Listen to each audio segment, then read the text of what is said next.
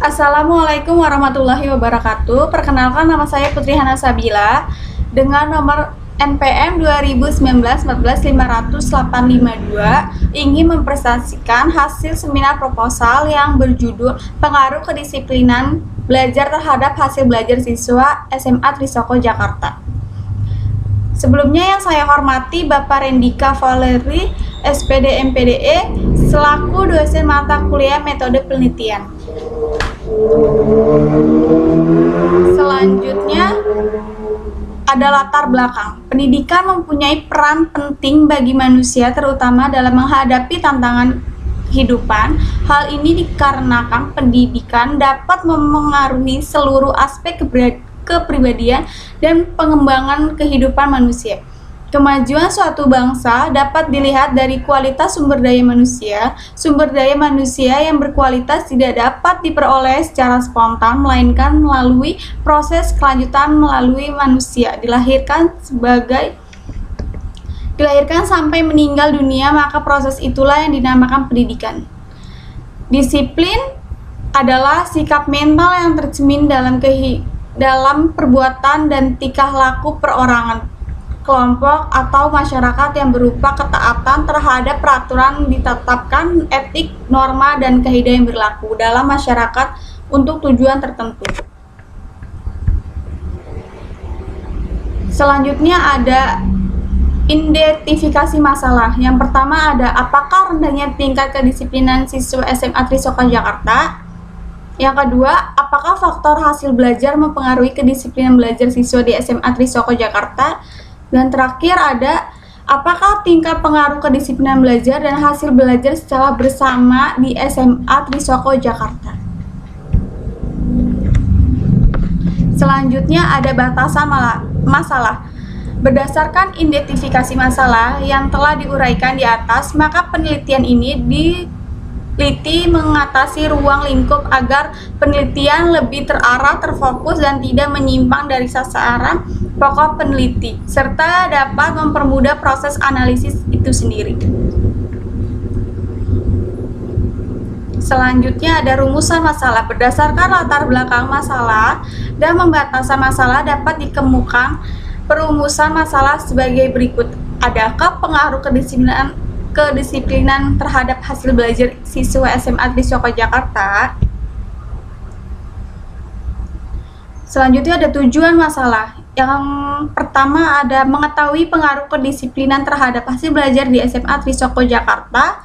Yang kedua, mengetahui pengaruh kedisiplinan belajar secara bersama-sama terhadap hasil belajar siswa SMA Trisoko Jakarta. Yang ketiga ada untuk mengetahui ada tidaknya hubungan hasil belajar dan kedisiplinan belajar siswa SMA Trisoko Jakarta. Selanjutnya ada manfaat penelitian. Yang pertama adalah secara teoritis. Yang A, penelitian ini diharapkan dapat memberikan sumbangan ilmiah untuk memperluas dunia ilmu dan pendidikan, khususnya ilmu pendidikan yaitu pengetahuan sosial. Yang B, ada memberikan sumbangan untuk meningkatkan kualitas pendidikan dan sumber pengaruh kedisiplinan belajar terhadap hasil belajar daya manusia, khusus bagi para siswa yang mengalami masalah terhadap rasa percaya diri, menyebabkan mereka kesulitan dalam proses belajar.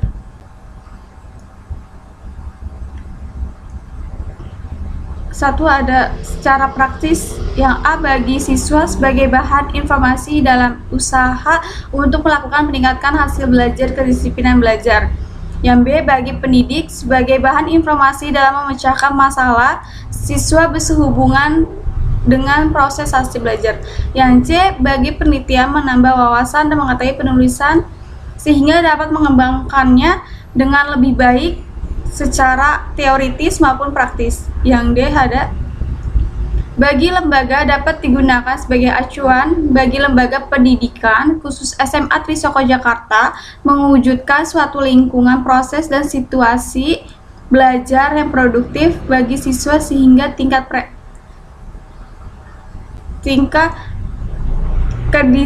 kedisiplinan belajar.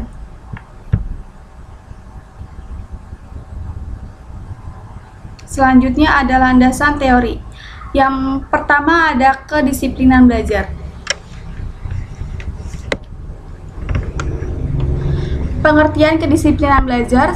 Belajar secara etimologi kedisiplinan belajar diambil dari kata disiplin yang berarti ketaatan, kepatuhan kepada peraturan di sekolah, tata tertib, dan sebagainya. Berdasarkan pengertian tersebut dapat dikembangkan bahwa disiplin belajar adalah semua bentuk tindakan yang dilakukan sesuai dengan peraturan yang berlaku baik di sekolah maupun di luar sekolah.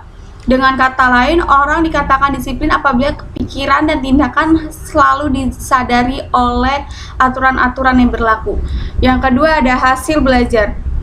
Pengertian hasil belajar dapat dijelaskan dengan memahami dua kata membentukkan, yaitu hasil dan belajar. Pengertian dari hasil adalah produk, menunjukkan suatu, memperoleh akibat, dilakukan suatu aktivitas atau proses yang mengakibatkan perubahan input secara fungsional.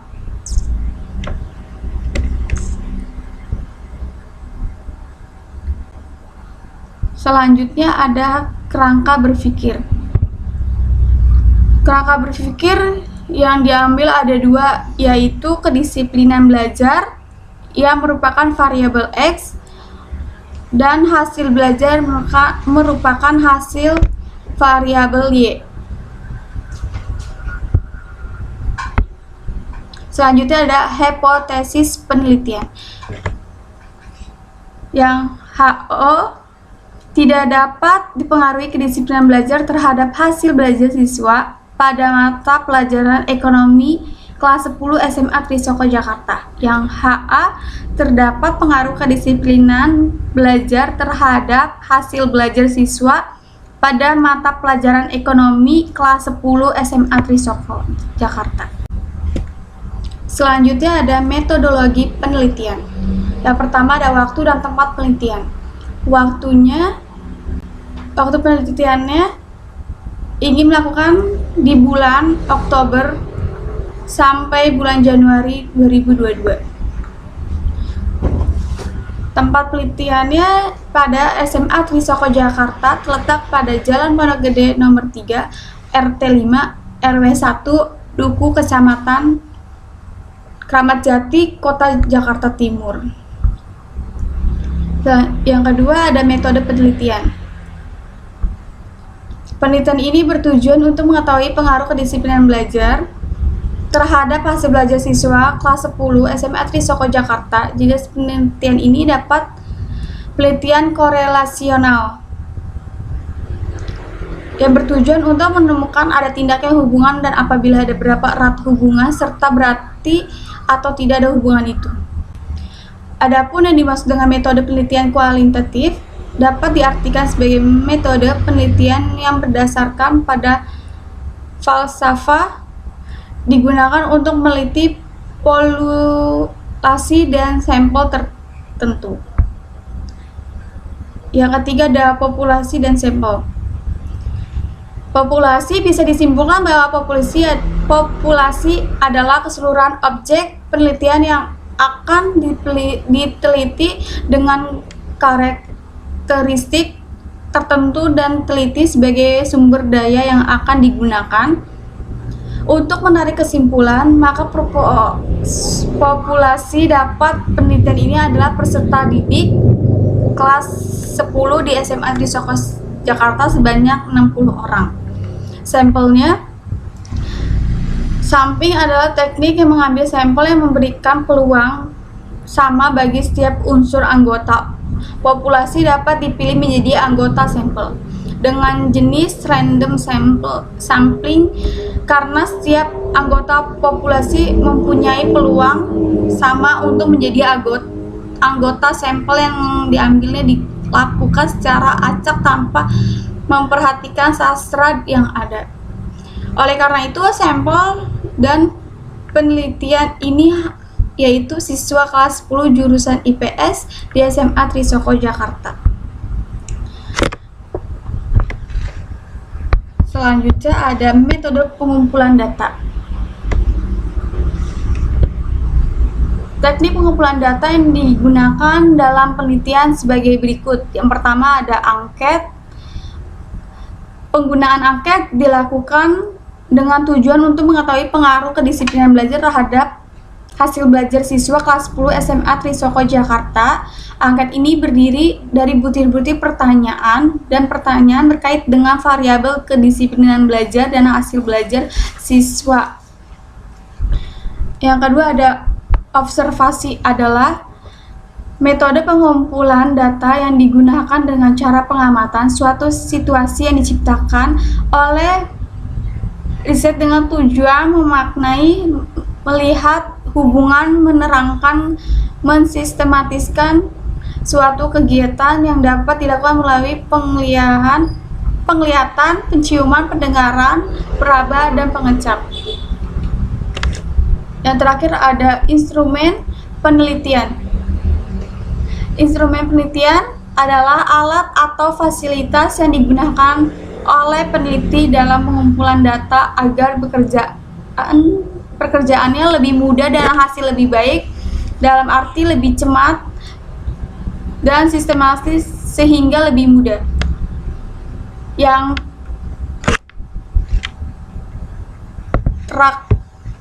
selanjutnya ada teknik analisis data. Teknik analisis data yang dilakukan dalam peneliti ini adalah dengan menggunakan metode teknik analisis yang dilakukan pada penelitian diuraikan sebagai berikut. Pertama ada uji prasyarat. Uji normalitas adalah suatu uji yang digunakan untuk mengetahui apakah data expect dan didapat dari lapangan sesuai dengan distribusi data teoretik tertentu. Model regresi yang baik memiliki distribusi dapat data yang normal, bahkan mendekati normal. Yang A ada uji linearitas. Dapat dikatakan uji multikolinearitas digunakan sebagai perantara untuk mengetahui ada tingkat korelasi yang tinggi pada suatu variabel dengan variabel lain. Dalam suatu penelitian, apabila terdapat korelasi dengan tingkat yang tinggi, maka dapat dipastikan dalam hubungan variabel independen dan variabel dependen mengalami kegangguan. Selanjutnya ada uji regresi sederhana. Metode analisis serbaguna dan dapat digunakan untuk memodelkan efek simultan dari variabel independen terhadap variabel dependen. Selanjutnya ada uji korelasi. Koefisien korelasi berganda menurut Robert Kurniawan adalah korelasi yang terdiri dari dua variabel bebas X1 dan X2 atau lebih serta satu variabel terikat Y. Koefisien korelasi berganda adalah akar dari koefisien determinasi berganda. Selanjutnya ada koefisiensi determinasi. Koefisiensi determinasi digunakan untuk menghitung beberapa besar variabel terikat dan dijelaskan oleh variabel-variabel independen.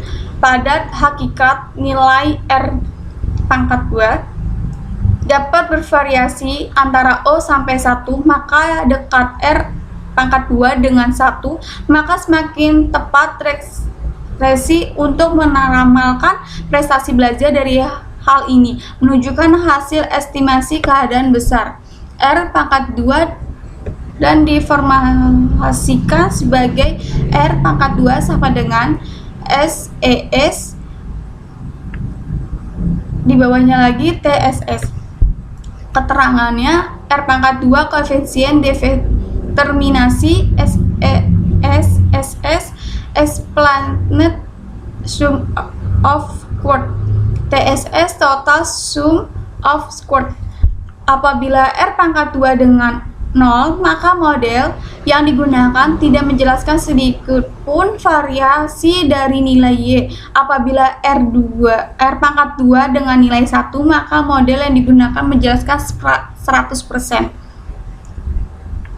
dengan nilai Y atau terjadi kecocokan sempurna. Selanjutnya ada uji hipotesis. Digunakan untuk mengambil kebenaran dari godaan, sementara hipotesis pada dasar diartikan sebagai jawaban sementara terhadap rumusan masalah. Yang pertama ada hipotesis kerja 1, ada hubungan posesif antara kedisiplinan belajar dan hasil belajar siswa kelas 10. Pelajaran IPS di SMA Trisoko Jakarta tahun ajaran 2021 dan 2022. Yang kedua ada hipotesis kerja kedua. Ada hubungan positif antara prestasi belajar, antara kedisiplinan belajar dan hasil belajar siswa kelas 10 pada mata pelajaran IPS di SMA Trisoko Jakarta tahun 2021 dan 2022. Presentasi kali ini saya akhiri. Bila ada kesalahan, mohon maaf.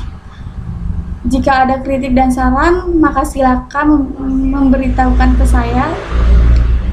Sekali lagi terima kasih. Wassalamualaikum warahmatullahi wabarakatuh.